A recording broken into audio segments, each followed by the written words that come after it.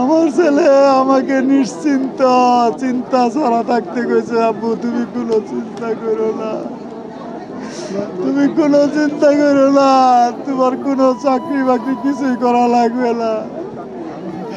আমার কাছে পৃথিবীর কোনো কিছু দিয়ে তো আর রিকভার হবে না। আমি চাই আমার দেশের আরো অন্যান্য ছেলে মেয়ে যারা ভিন্ন দেশে হোক আর দেশে হোক সবাই যেন একটা নিরাপত্তার সহিত পড়াশোনা করতে পারে। এবং আমার এই যে এক ছেলে বৃষ্টি, আমারও মেয়ে, বৃষ্টিও আমার মেয়ে, সে লিমনও আমার ছেলে, দুইটাই আমার সন্তান মনে করেই বলতেছি। ওরা যে উচ্চ শিক্ষা নিতে গিয়ে আজ তাদেরকে এইভাবে মরতে হইল, কখনো আশা তো কেউই করে না। কিন্তু আমি চাই যে পিশাচের হাতে এই ঘটনা ঘটছে, যে পিশাচের যেন সর্বোচ্চ শাস্তি হয়, এটা যেন নিশ্চিত করে দেশের সরকার এবং বাংলাদেশের সরকারের কাছে আমার এটাই আশা। হত্যাকাণ্ডের মোটিভ সম্পর্কে আপনার কোনো তথ্য বা জানতে পারছেন কিনা? এটা আমরা তো কিছুই জানি না, আপনারাও যেমন মিডিয়ার থেকে জানতেছেন আমরাও সেভাবেই জানতেছি।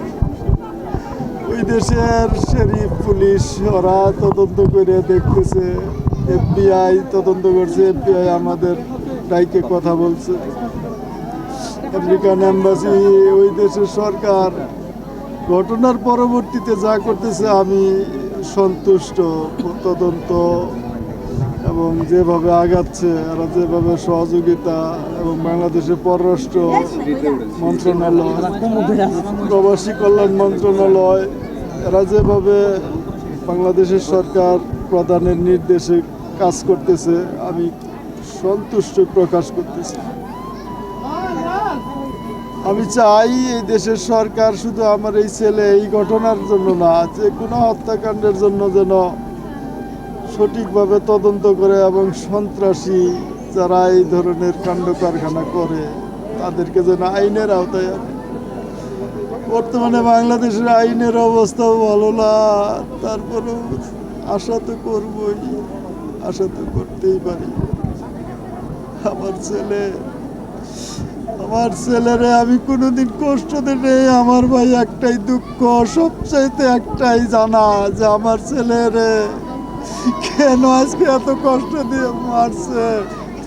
আমি আমার ছেলের কোনোদিন একটা চর থাপ্পড় দিই নাই, শুধু মুখে শাসন করছি, আমার মুখে শাসন করছি।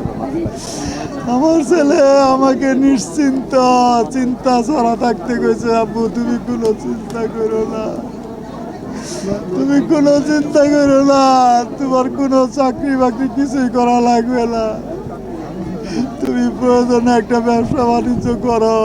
আমি বলতাম আব্বু আমার কাছে তো ব্যবসা করতে টাকা লাগে, আমার কাছে তো টাকা পয়সা নাই।